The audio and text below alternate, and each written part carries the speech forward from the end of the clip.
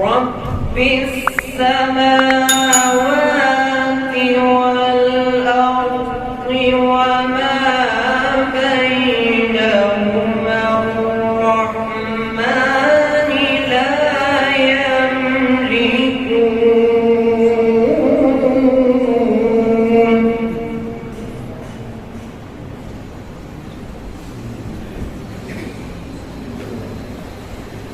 وما بينهما الرحمن لا يملكون منه خطابا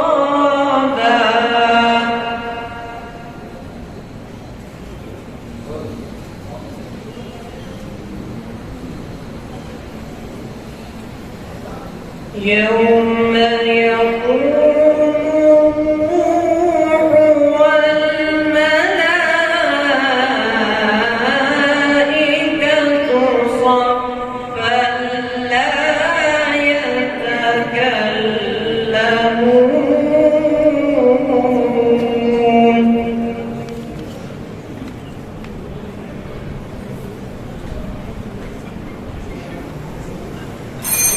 لا يتكلمون إلا من أذن له الرحمن وقال صوابا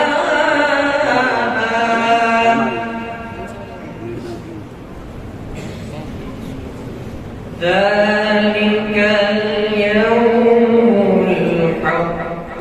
فمن شاء اتخذ إلى ربه مآبا إنا